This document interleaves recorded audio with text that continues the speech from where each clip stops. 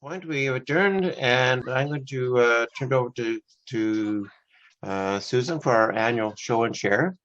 And before that, I just want to say that this idea of show and share has been with the society for many years. And we all bring objects to the table, to the screen, to talk about its association with either your interest or the community. And I was doing some reading on this a little bit around Christmas time. And it seems to be in some places, they've really taken this idea of objects and sort of built on it. And it seemed to be a lot of it came out of a podcast done by the BBC several years ago with a curator from the British Museum. And you can go to the BBC website and find it. It's called The History of the World in 100 Objects. And you have to admit, it was quite a daunting task, given sort of the 5,000 or 6,000 years of at least recorded history that we have, that the curators were able to go through and find 100 objects that sort of defined mankind, which was quite interesting. And then at Christmas time, as at a family's place, they had a book there called The History of Boston in 50 Objects. And the fellow there is a curator at the museum in Boston, also an archaeologist, and he's gone through, and he, from his experience in the city, put together this book of 50 objects, which kind of describes the growth of the city of Boston. And the last one, I said, well, it's got to be something in Canada that's been done on this. And indeed, some of you who are familiar with many Canadian writers, like Jane Urquhart, who's better known as a novelist, but she wrote Canada, a number of things, 50 objects representing Canada. So when Susan and I were talking about this, we thought it'd be kind of interesting to maybe at some point is do maybe a virtual exhibit of 50 objects representing Nanaimo. So that'd be kind of fun. But at this point, we have a lot of background noise happening somewhere.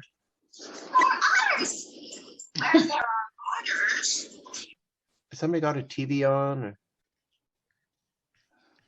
Let's just see who's muted and who's not muted. Okay. That's not coming from your place, is it, David? Nope. Oh. Just me. Just me here.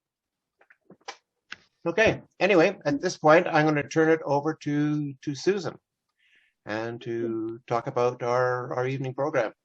Yeah, welcome everybody to the annual show and share, and looks good. We've got quite a few people who want to share something about historic Nanaimo, and I guess I'm not sure, David, if I am a co-host or not, but I don't think I need to worry about muting people or anything like that. If most people keep their mutes on, that would be great. What we've decided to do is just have the questions at the end after all the presentations. I know it's kind of cumbersome to have to remember what you wanted to ask, but maybe jot it down or something. But it's better for us if we have a flow and then questions at the end, as the usual program is at the in-person meetings. And we sort of advertised about maximum 8 minutes. So, but it can be short, and if it's really long, we'll let you know. We have probably 8 people or 9 people, maybe more, that want to share. So if that's the case, we'll just try to keep it around 4 or 5 minutes. Yeah, so I think most people got, if anybody has trouble with share screen, we can deal with that when it comes along. But if you have stuff to share on your screen, we'll go through that at the time. And towards the end, we'll have, I'll do the second to last. Nora is going to do one quite late because she just has a question. Right, Nora? Right? Yeah. And then I think Tony is going to go before me. So I'm looking for a volunteer to start. Does anybody want to start? I'd be happy to start. This is Simon. Oh, thanks, Simon. Are you going to go on video? I'm going to share my screen. Okay. Oh, thanks. Are Great. people seeing the thing that says Nanaimo poster? Yeah. Okay, Yes. great. Yeah. So this is in the public domain. A colleague of mine, epidemiological colleague in the Maritimes, sent this to me when he knew I was living in Nanaimo. And this was created by the Nanaimo Board of Health about 100 years ago. The actual poster's on the left side, and for reading ability and discussion, I've split it into thirds. So let me see if I can get it going here. So that's the top third. Take a moment to read through that. It's not the most legible, but you should be able to make it out.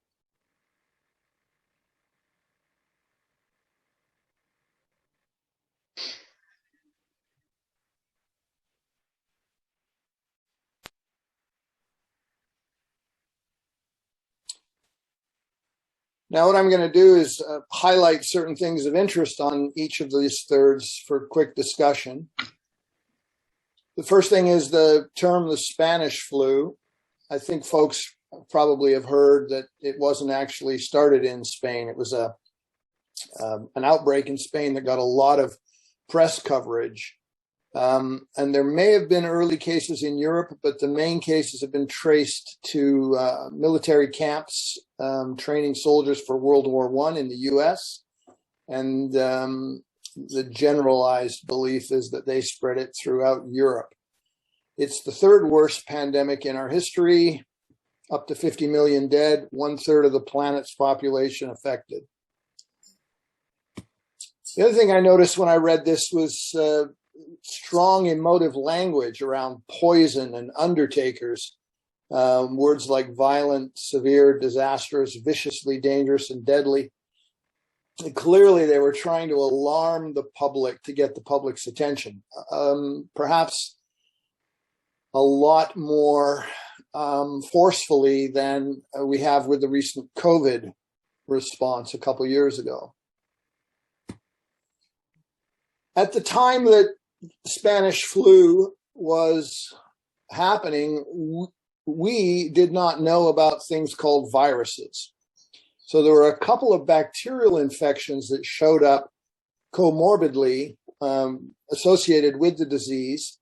And the disease was thought to initially be bacterial. And at that time, antibiotics, which kill bacteria, were also not yet available. So well-meaning, but misinformation. Here's part two. Take a moment to scan through that.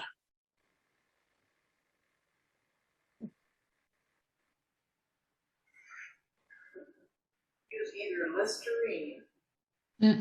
Yeah, Listerine. I'm going to mention that.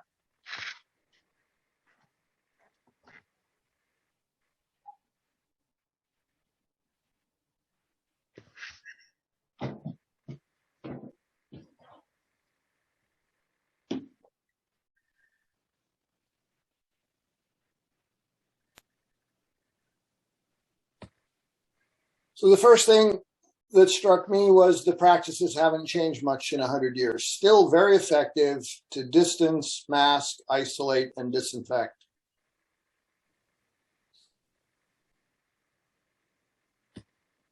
The next thing I was kind of surprised by was that you create your own mask out of cheesecloth, which has big holes in it. But clearly cheesecloth was used because it was easier to soak the mask frequently in some sort of antiseptic.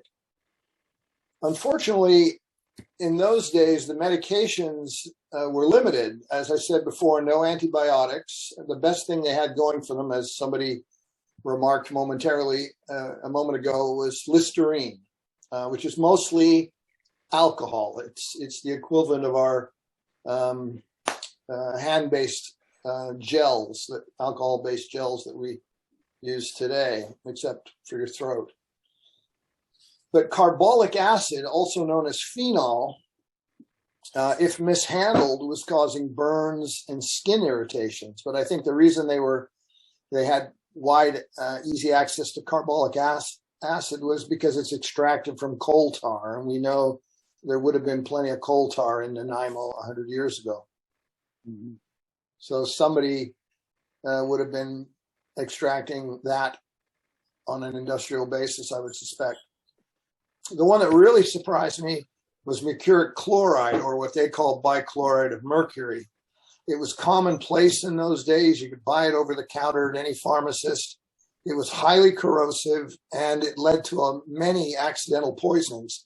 And if you wanted, excuse me, if you wanted to purposefully commit suicide, you'd take a few tablets of this, dissolve it in water, and be able to terminate your life.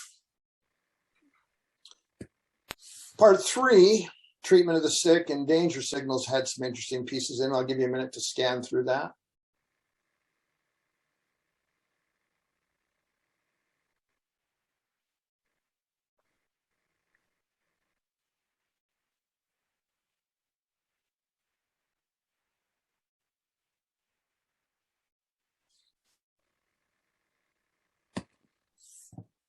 So one of the things here that's interesting is they realized one of the treatments they were surprised by 100 years ago was that if you could get the person overheated with hot drinks to the point where they were perspiring, that would do some good. And it's probably because you raise the body temperatures to such an extent that the enzymes of the body used by the virus to replicate are relatively inactivated by higher temperatures. That's what a fever is all about in the body.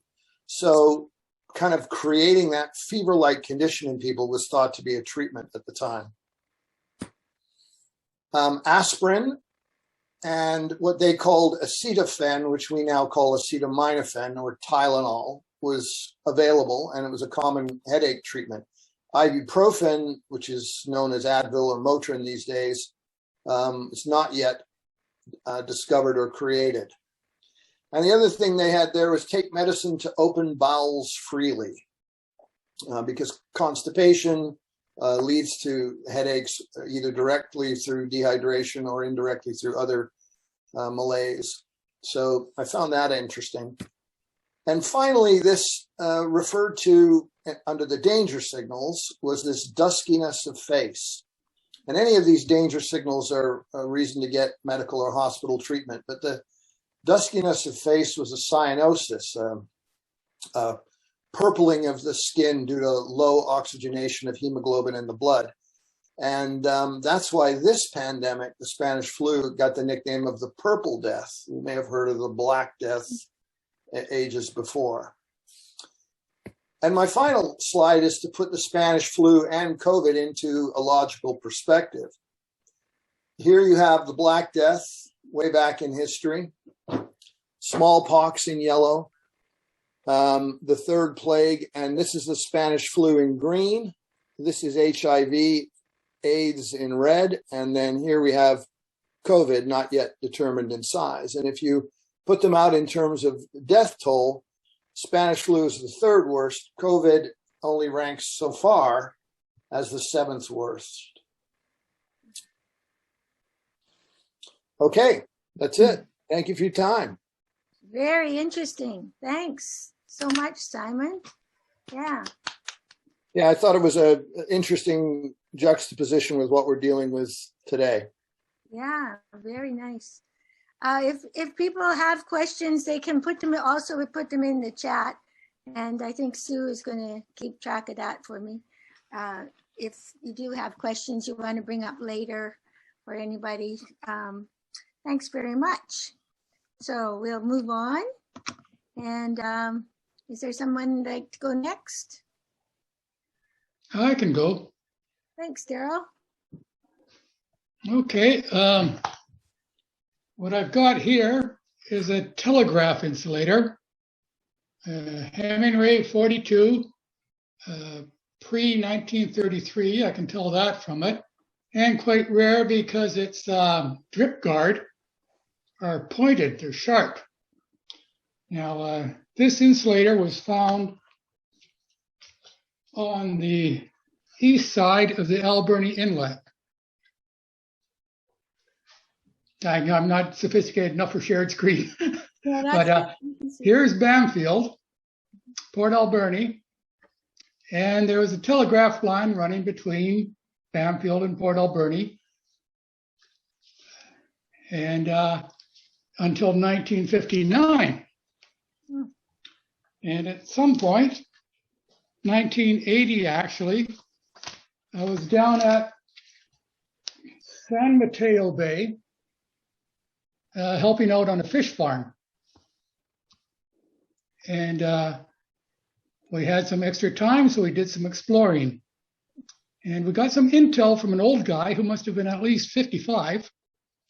And he used to be a lineman, he claimed, servicing this line between Bamfield and Port Alberni. And we explored the north end of San Mateo Bay, where he said we might find a linesman shack. And what we did find was a collapsed cabin. We could lift up the walls and see the old-fashioned linoleum. And looking to the south, I saw a couple of small poles, all higgledy-piggledy going down the coast, south toward Bamfield. And what those poles connected to was this, the world's first, we'll call it the world's internet of 1902. It's the all red line that of telegraph cable that spanned the globe. This connection between Australia and Bamfield is 4,000 miles, and it was completed in 1902 to the Bamfield cable station. And here is a 1952 picture of the Bamfield cable station. Okay, so then that was built. There was no road to Bamfield. It was completely isolated. In fact, a road wasn't built until 1963. And so it was built like a country club. It was designed by Rattenbury, and it was built along the accommodation standards of the CPR Hotel. So you had these, we'll call them, oh, I don't know, they were computer geeks of their time, and they were not used to living out in the wilderness like that, and so they gave them every comfort they could imagine. They had a bowling alley, they had a dance hall, they had a huge library with 3,000 books, they had a bar, every amenity, recreational facility that was known to man in 1902, they had on this little point in Bamfield, completely isolated. And so that tells you about this insulator. And you can imagine that information about World War I, the Spanish flu, the Second World War, all came across this line that this was carrying. And actually, it connected from Port Alberni to Parksville, undersea to Vancouver, then across the country along the CPR line. And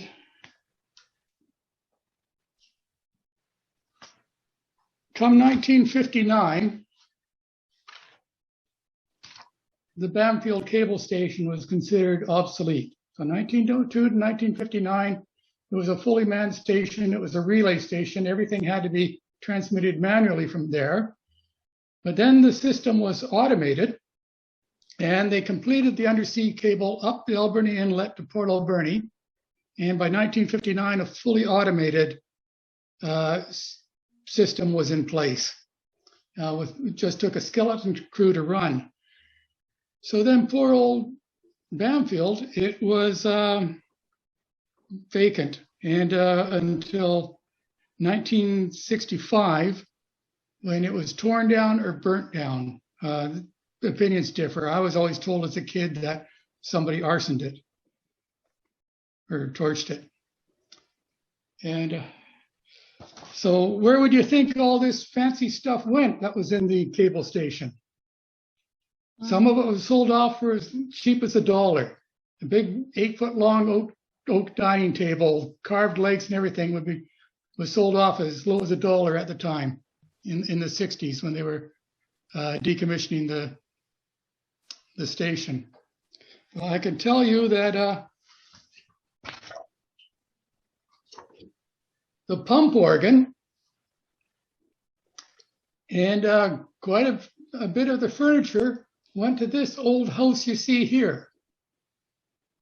And this house stands on pilings on the edge of Copper Island.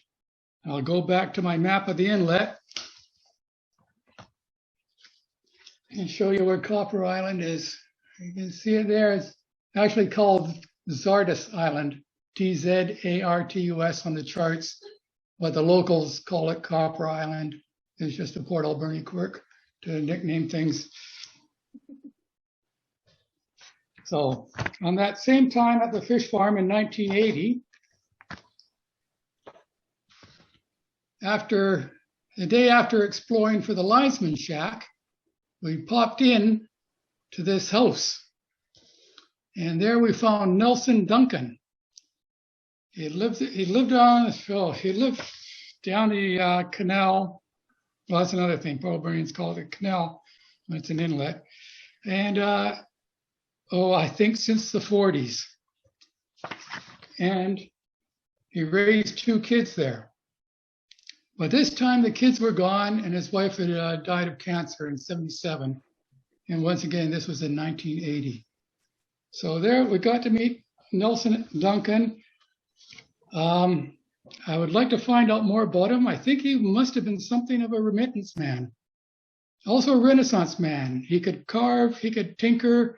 He was building a full-size dugout canoe when we met him. Like it was, I think, 40 feet long. He had no electricity. Water came down a creek running down beside the house. He lived very primitively. And, but here's an example of his carving, a cradle for his granddaughter. There. Elaborate. Yeah.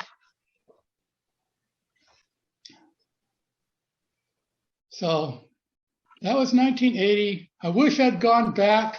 Then I found out shortly after his house burned down to the ground. Yeah, he got out. Yeah, he was of course, all his Bamfield's like cable station furniture was destroyed. All his carvings. He was a folk carver, as I just showed you with the cradle. All those got destroyed. And one thing of his that still exists is this totem, Bamfield Centennial Park. Nelson carved this in 1967, and this still stands. So that's the story behind this insulator. It goes down a bunch of different rabbit trails, so I'll leave it there. Thanks very much. Okay, nice one. Thank you. Interesting. Okay, next person. Somebody want to volunteer? Let's see. Then I'll ask. Hear me okay? Yeah. For 15 years, we lived in what started out as a miner's cottage on Prideaux Street. It was built sometime we think in the 1920s.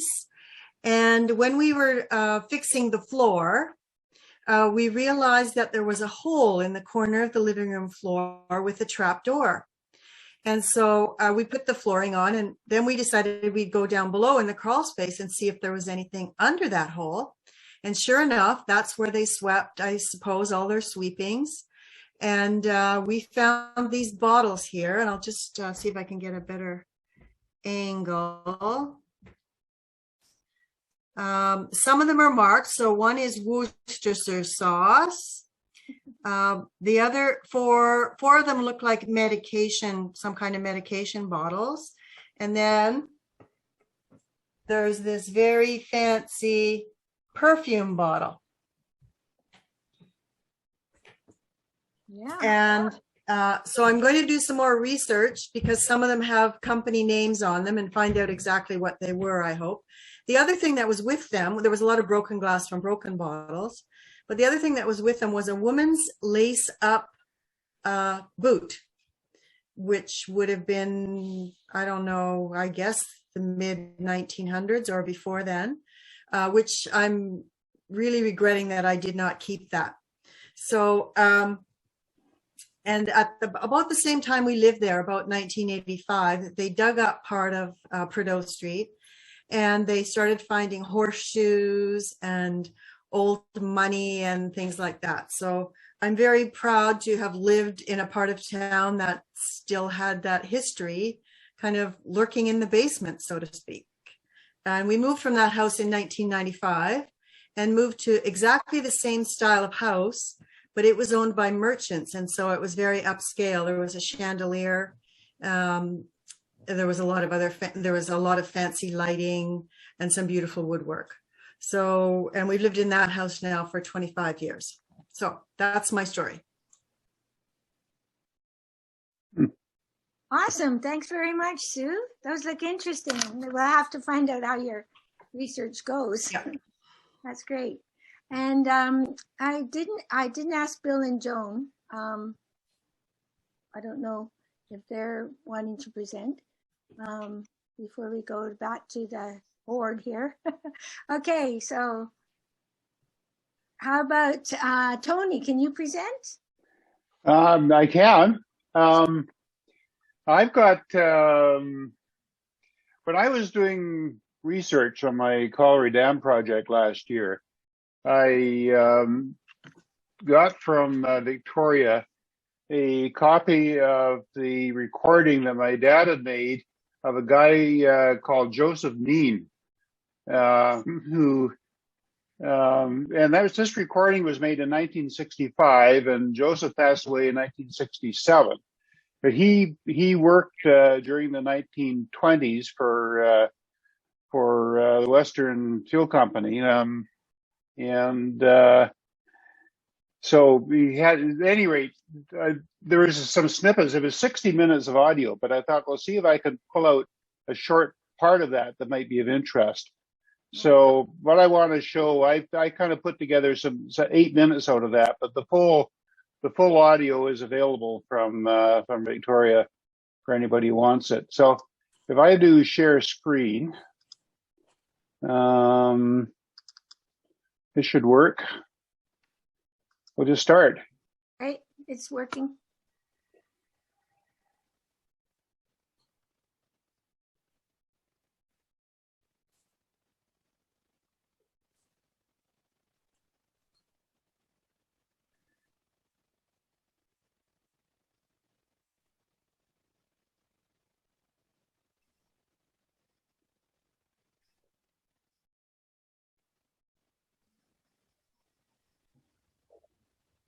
I can't hear any audio.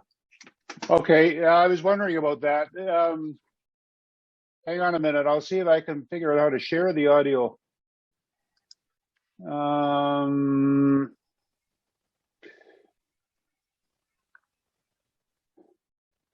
Stop video security. Yeah, I was worried I wouldn't be able to share the audio.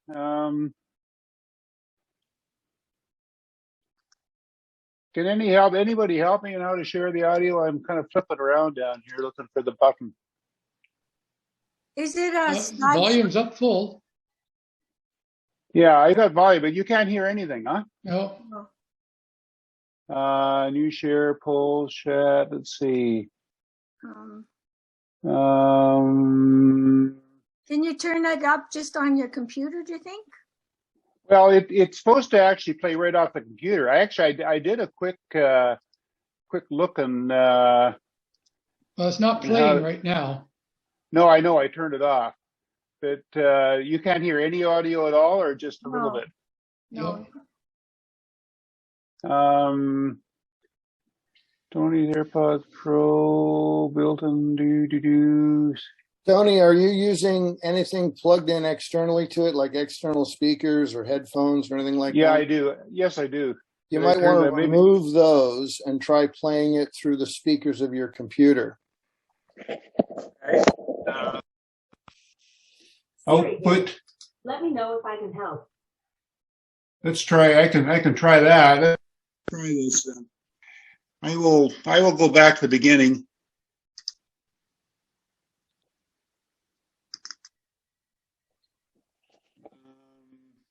Yeah, that's too bad. Now I can't even play it.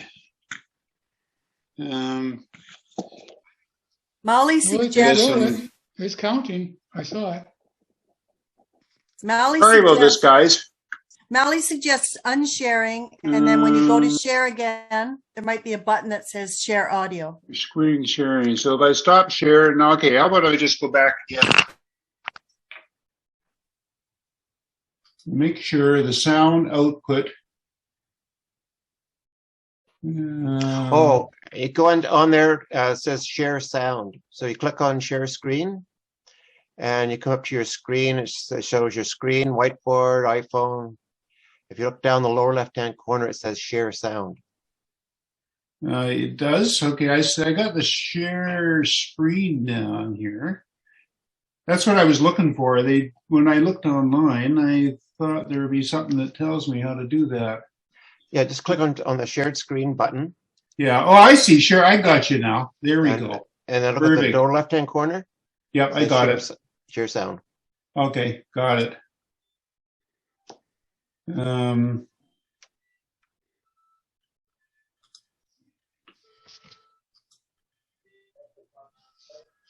Okay, I'm going back to the beginning. Sorry. Well, I was born in West Cumberland, England. That is practically in the Lake District, right in the north of England, northwest of England. That's good. And 1883. Yes, I'll be 82 years old this coming up pretty soon. I left home I sailed on the 17th of May, 1907 from Liverpool on the Empress of Britain. No, there was 3 of us. And one of them was killed in the First War. The other one is still in town. Malone. Bob Malone is my brother-in-law. His wife died. This is my sister that was just died a day ago. Just since you were here. Well, I had an uncle, 2 uncles here, in fact, that I didn't know. Never knew them at all, but I knew them on Vancouver Island. And so I thought, well, we'll just go down and see what's like that. I got a job the following day, and yes, right through. Right here in Limo. It's the only place I've lived. This is my home.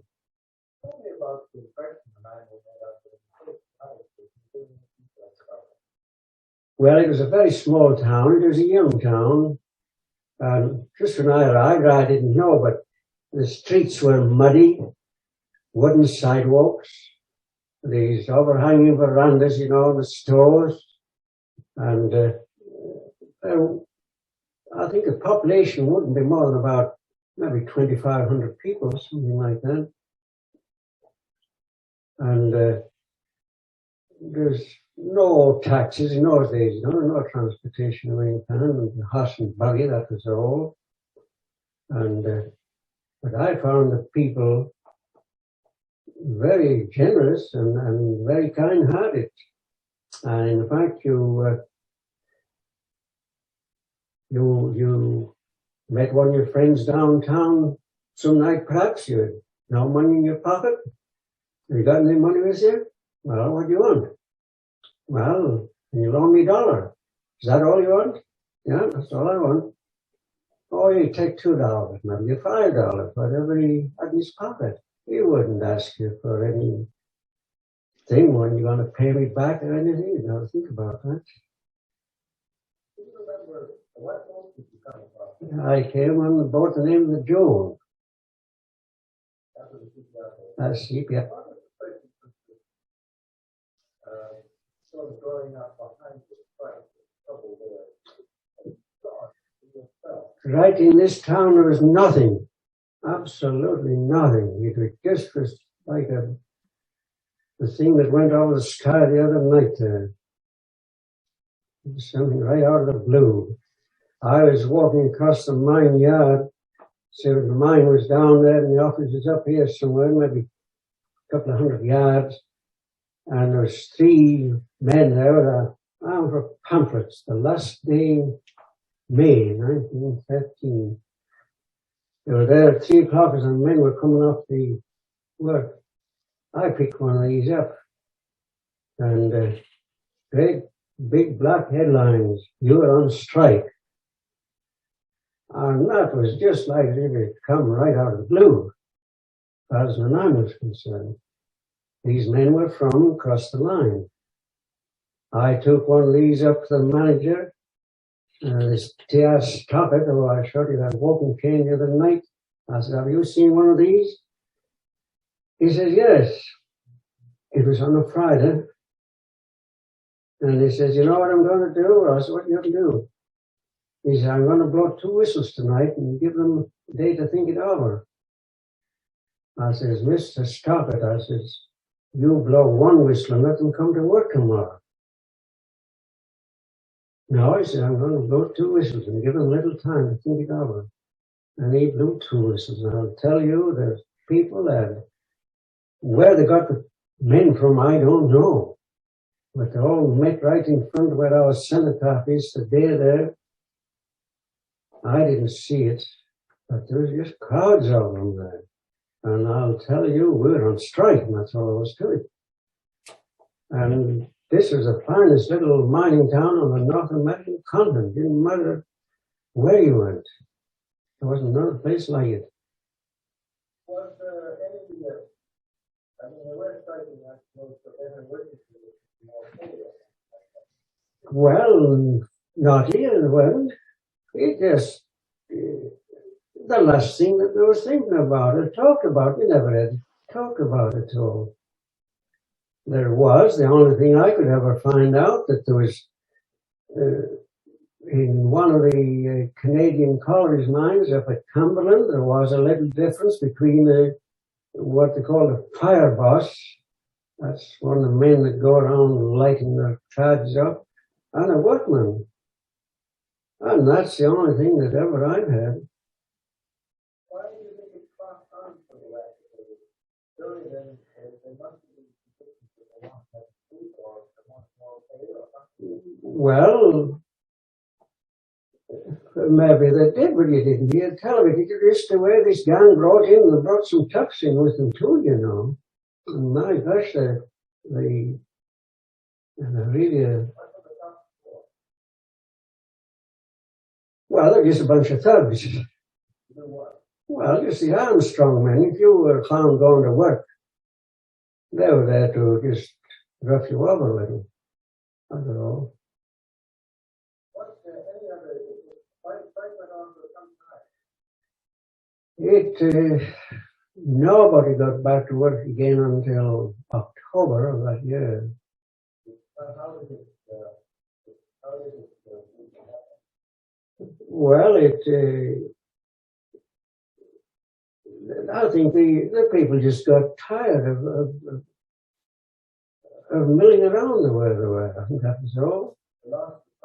Oh, yes, well, they weren't striking for anything. There's nothing, as far as I know, there was nothing asked for. It was just you were on strike.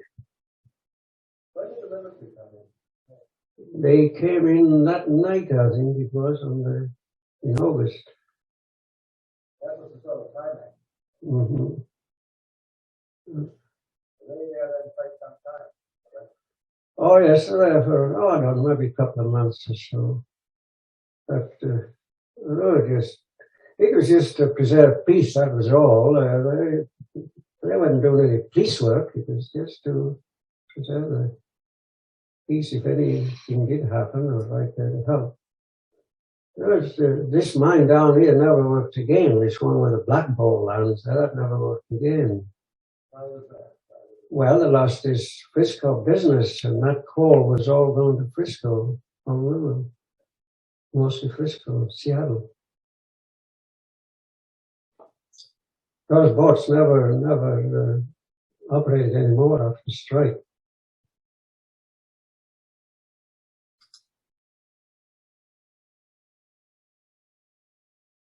Here we go. I think I've stopped share screen. Yes, I have. Yep.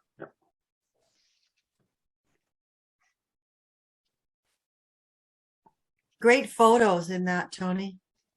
Yeah, well, thank you. Well, this is stuff I had on my computer. I thought, hey, I needed something to use with the sound. We could see them too.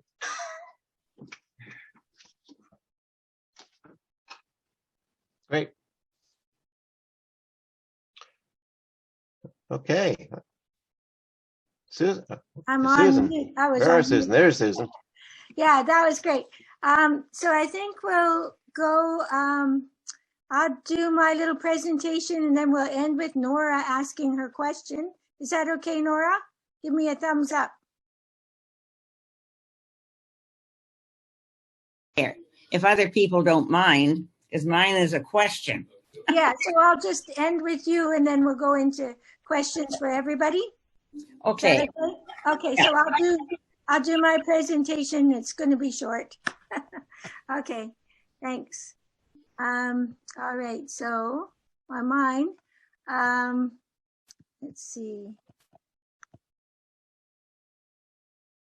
All right, I'm going to do a share screen. Okay.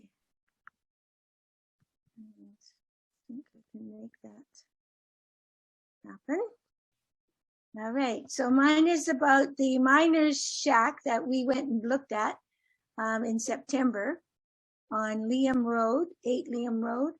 Let's see, I'm gonna play this slideshow. Can you see and hear? Yes, we can.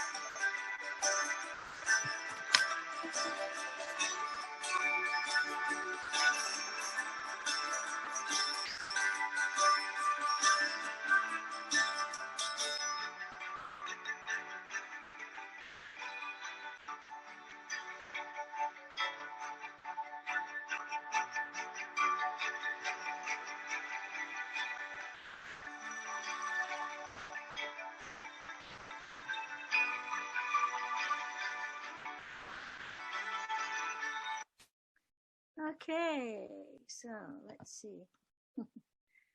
Yeah, so that was a little slideshow of what I saw and what pictures I took. I do have that on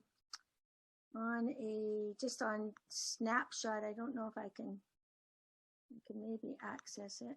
Yeah, I think I can. So well, that looks like the same thing. Okay.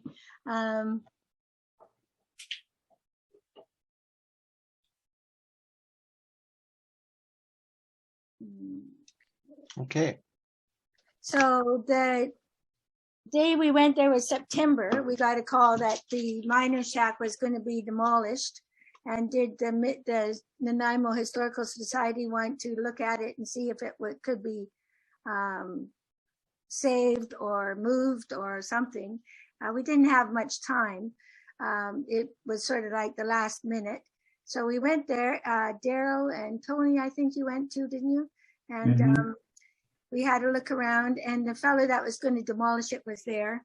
And so it was interesting for me. I haven't actually done that before, so I hadn't seen an old building sort of being analyzed for its age and stage. And I took the horseshoe, Because once we found out it wasn't going to be saved, I took the horseshoe and I took a couple of square nails and I don't think you can see those, and a couple of bricks and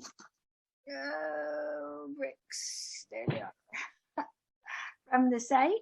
And but while I was there, I contacted Chris Schoenberg at the city and asked, what he knew about it. He said he was aware of it and he had authorized the demolition because there wasn't a known history, and also there was nobody really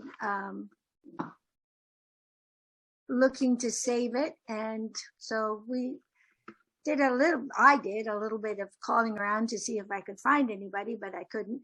I've since learned that, probably I should have involved the museum at the same time, but I didn't know that at the time.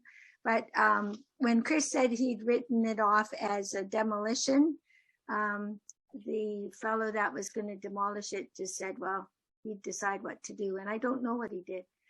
I did go back to the site. Let's see. No. I did go back to the site and have a look at it. I'll see if I can find the photos. No. Once it lets you do one thing, it doesn't let you do anything else. Okay.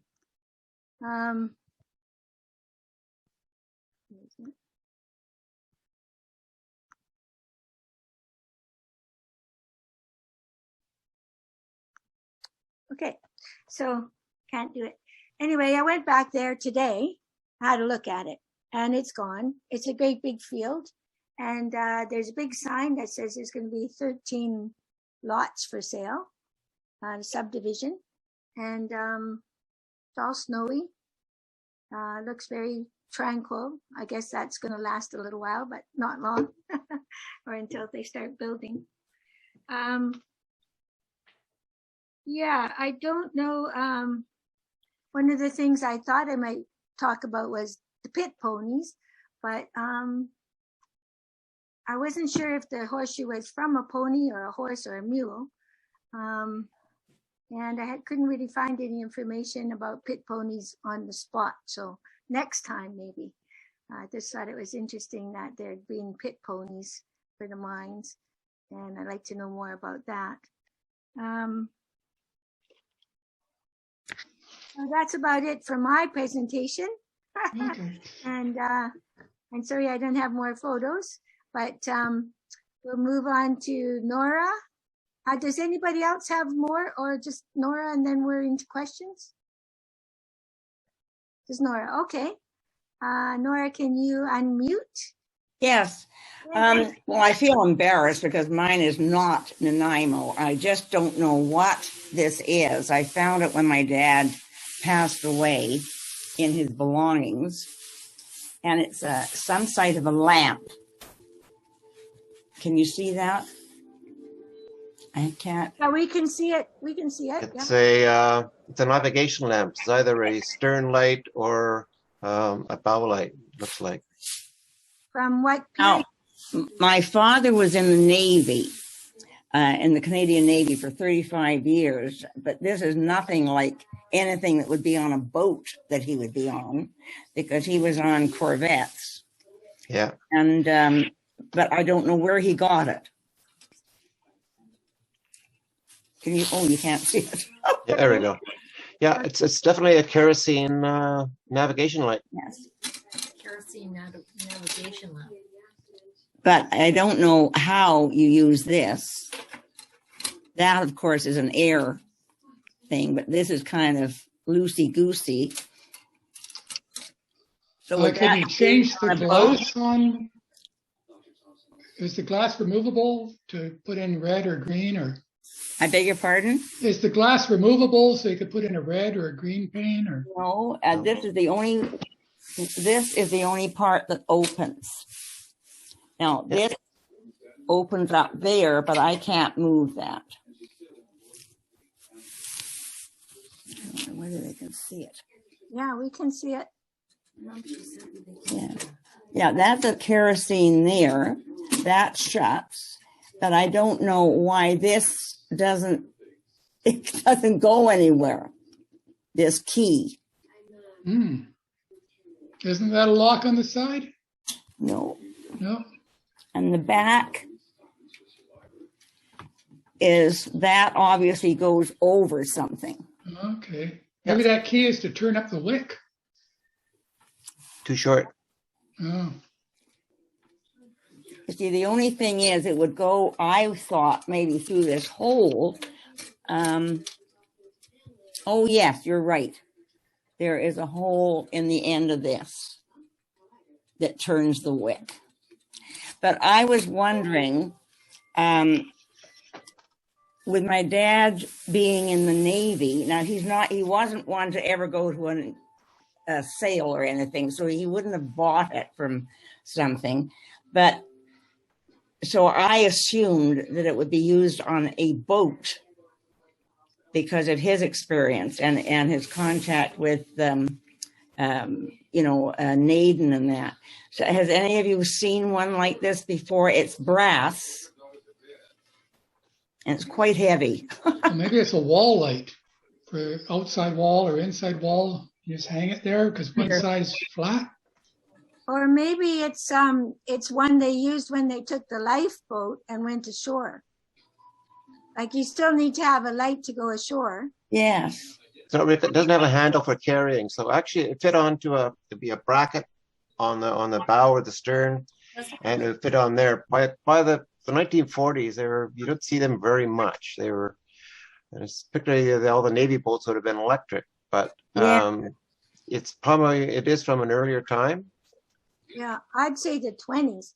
My grandpa had a lantern, something like that my grandma had on her mantle, and she said it was the one that he took when he came ashore and wooed her and jumped ship and stayed in Canada. So it's similar to that, like it's a lantern, but I don't know, it disappeared when it doesn't look to me that it would be something that would be used in a home. Like we used to have lanterns, Mom and Dad had lanterns at home, but this doesn't look to me, with the exception of what you said about the bracket at the back, of anything that would be in the home. But anyway, you can find examples of them in the Maritime Museums. Both Victoria and Vancouver have quite an extensive collection of. I could send a picture. Yeah. Okay. Thank you for the idea. I'll look through my books here. I might have a picture of one as well. I'll see if I can find for you. Okay. Thank you for your time. Yeah, thanks, Nora. That's great. So do people just want to unmute and throw out any questions they have for people? Just go ahead. I have a quick comment for Sue Kriba. Okay. Sue, there's a number of catalogs around about bottles. There are several collectors actually in Nanaimo that have done bottle collecting catalogs or whatever. So you might be able to find some more about what you've got. Awesome. Thank you. I can give you the references, and I own some of them and have copies of others. Oh, thank you. I would really appreciate that, Gord. Okay. Yeah, and I'm just thinking, watching and Daryl and talking about the Banfield telegraph station years ago, and I was starting out in museums. So I guess I've been back in the early '80s in Vancouver, so working at the Maritime Museum there.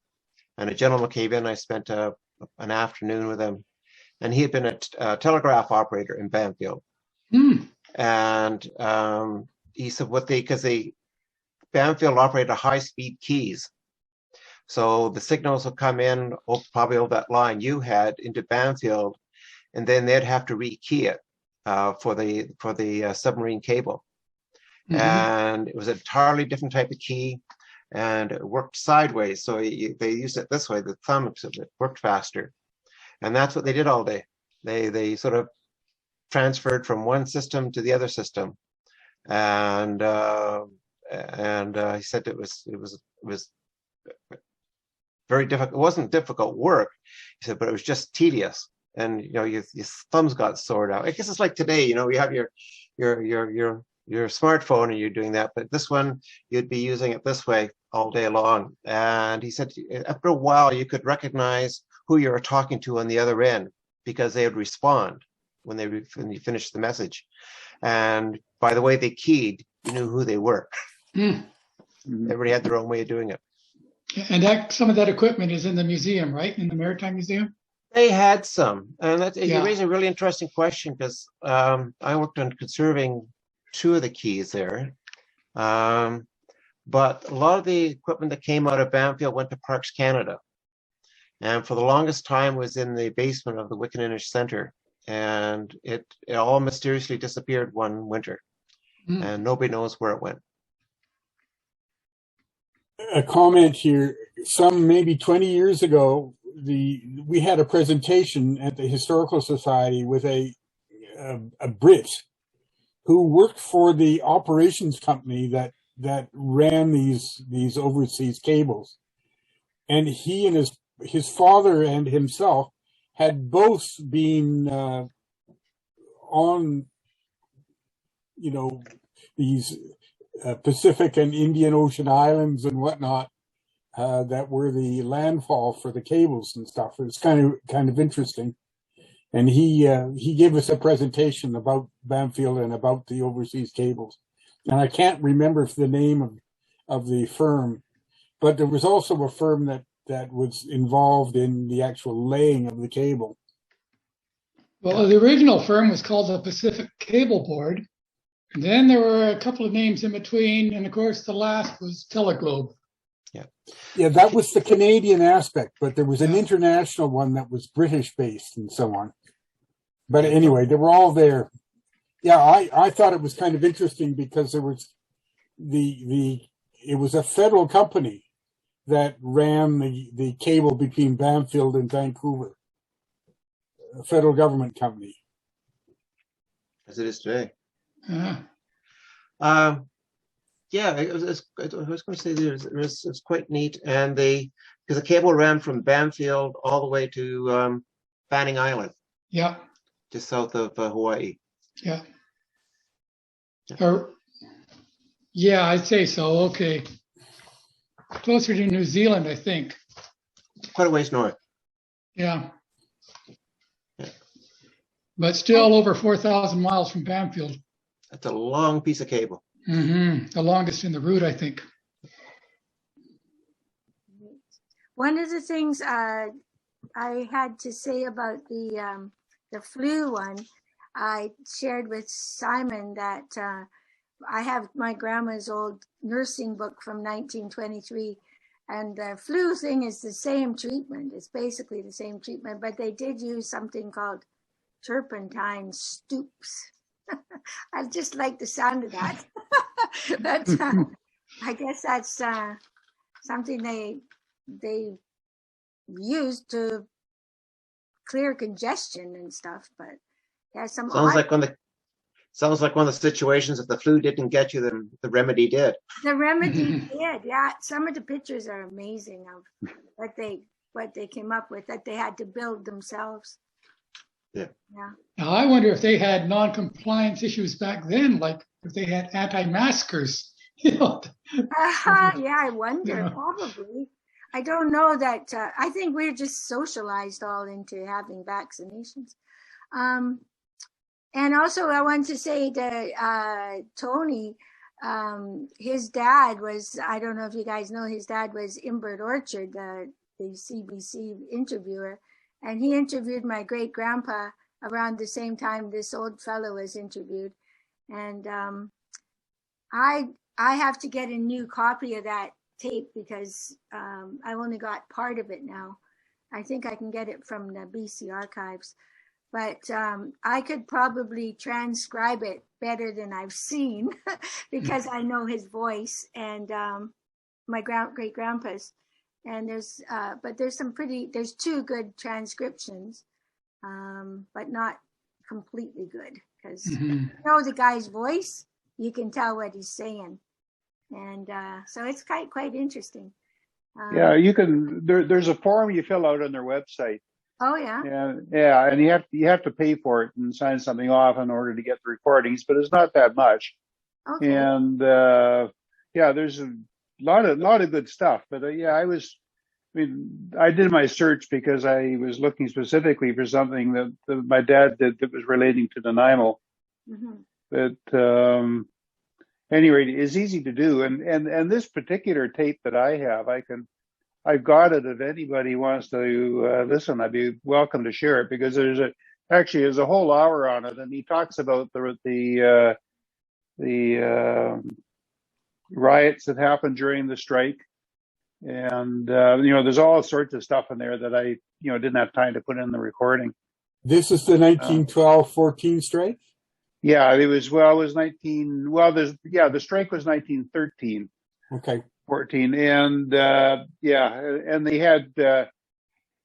He talks about in the interview that he said that Nanaimo was really, really split between the two sides, and which is why they clashed because they had people that used to work together and knew each other well, and then suddenly they weren't friends anymore because they were, they had different views on the strike and the situation and whatever. So. It was a tough time. I guess Nanaimo must have gone through a long period of healing after that with the different factions and groups involved.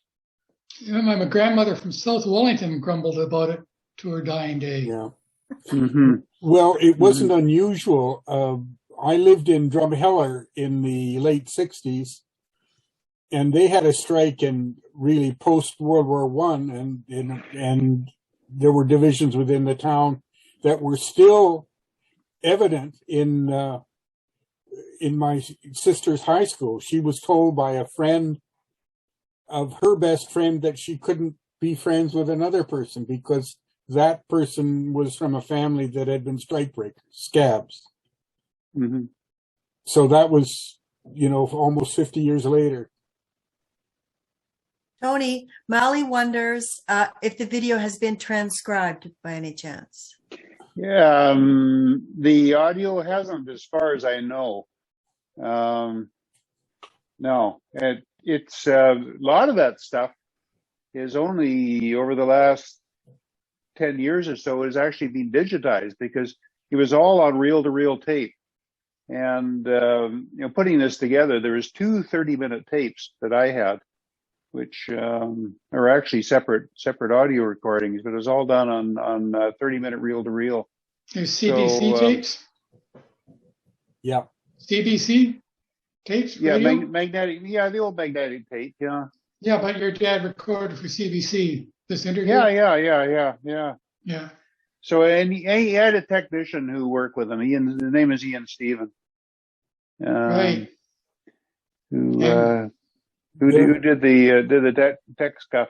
But at any rate, those tapes sat in the archives for years and years until they finally got around to pulling them out and digitizing them and whatever. So yeah, they hired Robert Lucky Budd for that, didn't they? Yeah, well, that's how he got involved. Because he was hired for transcribing the tapes, and then he got really very interested in the stuff that was on there, and then ended up writing some books on some of them from some of the material. I That's think right. He's edited 3 books, but unfortunately, none of the material in any of the 3 deal with Vancouver Island. Yeah, no, I know. So this tape that I found on Joseph Mean was the only one that stood out on, which is specifically Nanaimo. That's great. Sorry, it doesn't really show up. It's Robert Budd's book's called Voices of British Columbia. You can see it there backwards. And it actually, in the back, does have 3 CDs with it. Yeah, that's one of the 3 books. There's one on the Skeena and then a volume 2 of that same series. Yeah. Yeah, I got on my shelf somewhere or other, but the other ones, yeah. Tony, if you read the chat, Mally has a suggestion for transcription. Okay. Well, that's nice. I pay for an audio transcription service. It's not perfect, but pretty good. I'll be happy to put the audio through there. That's okay. Yeah, my only worry would be getting permission from the museum in Victoria. I think we'd have to talk to them about that, whether they want to do that or not, because they, I guess, it's owned by the CBC, so They have the copyright. they have the copyright. Yeah. So at any rate, if to do anything with it besides just use it. I mean, hey, I downloaded it as a member of the Nanaimo Historical Society, got a copy, and that's fine. I'm kind of sharing snippets with it at our meeting, but we probably have to get permission if we wanted to transcribe it. Yeah.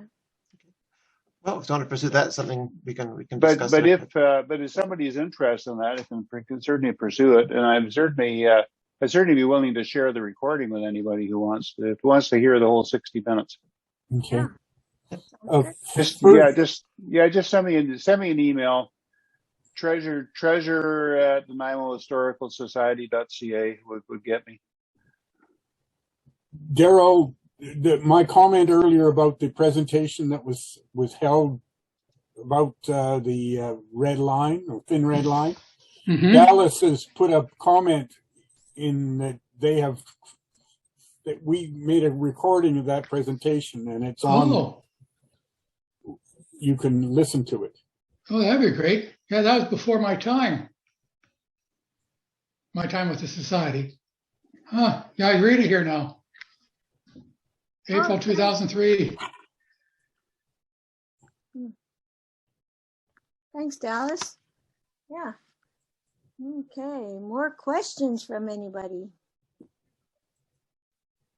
Are you going to tell us who had the house before you, Sue? Yeah, I know who had the house before me. Her name was Robin Sherling. Oh, yeah. Yeah. There's a question to David. What is the spelling of the surname of Douglas, whom you presented? I've responded to Nora on that. Oh, okay, sorry. Yeah, thank you. I thought you said his name was Quinnell. Edward Quinnell was the mate and the purser on the Sir James Douglas. So was it Quinnell or Kennel? Quinnell. Quinnell. That's an interesting one. It'd be English, so I may be using it the French pronunciation. Is it the same as Quinnell south of Prince George? Is it that spelled? No. Lake. Quennell. But without an S. No L. No S. And that's how we spell Quinnell Lake out there too? Yeah. So it's C. Quennell. I'll send you a note just that.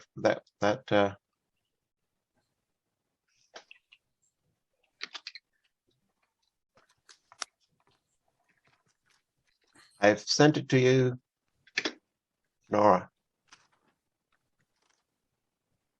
Thank you. You're welcome. Yeah, and Simon, when I went looking for pit pony information, I did come to your site and got a bit of information off of there to do with the coal mines. That was good. Thanks. Yeah, I was looking for the pit ponies. That is on the side of my desk.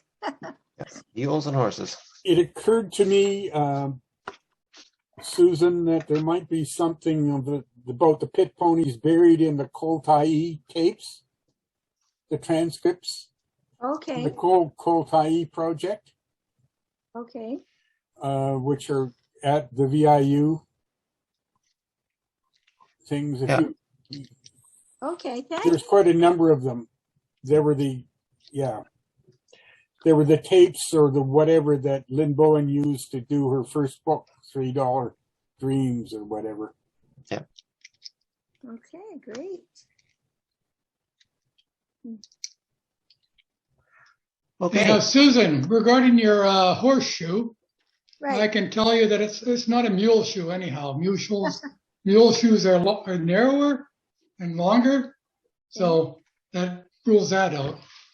And it was sitting on there. This with works with it that way. Yeah, So yeah. So it catches the keep luck. the luck in, I guess. Yeah. Yeah. It's a horseshoe. Yeah. I find on your comment, Susan, on the nails, by the way, Yeah. I don't know. You can tell the age of things by the style of the nail, Yeah.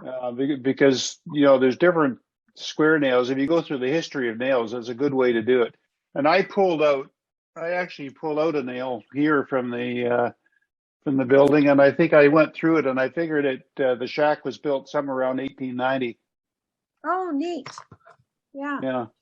Oh, And cool. it was built better than a shack. It Yeah. had wainscoting, it had lath and plaster, and Yeah. it had proper milled siding. It was a nice building, though small when it was built. It was substantially built. Yeah, maybe it was part of an office or Hmm. yeah. And it was built like a camp building to be portable. That's why the chimney didn't sit on the ground. It sat on a shelf. Oh, So they could actually skid it, here and there, or get it on a rail car if needed. Hmm. I should have had a talk with you before I talked about it. Well, of course, that the buildings from Wellington were taken to, I think, to Ladysmith. Yeah. Yeah, the And so Temperance on. They were Hotel, just put some on big buildings. Dunsmuir's Railway and taken down. Yeah. There's somebody I talked to in the shack that thought that one was originally, before it was moved to that location, is up by where the Bevan Park is. Yeah, that's what I Yeah. heard. That's what Yeah. the lady that lived there. But who knows? It could have been moved to Bevan Park from somewhere else, as we were saying. I don't know. Well, maybe Frank Bevan had his farm there. Yeah. There's a shed. Speaking of buildings, I'd like to conclude mine with some epilogue information. Okay. So hold it up again there. Oh, can you put me on the big screen? It's somewhat important, I think. Well, if people can change their view and just see just you as the speaker. Yeah, we have to change our view. Just go into speaker view, and we'll get everybody. There you are. Oh my God, it's I don't know Daryl. how to do that. No, we do. You have to talk. You just put it up. I just put it up. You just put it up. We put it on speaker view. And, Oh, okay. and You keep see the talking. concrete section in front of the wood frame section of the cable station. Yeah. All this concrete still exists, and it's part of the marine station now. Oh. So yeah, they have labs and everything going on, and they preserve this. They have labs and tanks and all sorts of biological studies going on inside that old cable building, the concrete part. Right. So that was quite an enormous building center there, wasn't it? Yeah. Like I said, it had everything known. It was a Club Med. Yeah. Daryl, I should comment about telegraphers. Telegraphers were still being used on the CPR in the late 60s. I had a friend who took a job at Lake Louise, and he was a telegrapher. And literally, he took the train orders off of the telegraph. None of this fancy stuff. Yeah. Like telephone and so on. I mean, literally, that was still part of the technology in use in the late 60s. Huh. So those were skills that people learn. And your comment about individual, you could recognize a particular operator's hand just by the way that they paused and so on and so on. And that was the case for a lot of things with Morse. Yeah, we've come a long way in a short time. Well, we've come away anyway. Yeah. Okay, is there anything else that people want to ask? And otherwise, we'll wrap up this evening. We've got no other questions, comments, any chat. Well, thank you to all the presenters tonight for taking the time to put your presentation together. And for our guest, it was great to having you here, and hope we see you again, and keep our fingers crossed that maybe, if not February, March, we'll be meeting again in person. So thank you very much for coming, and night. Thanks, everybody. Thank you. So much. Good night. Thanks.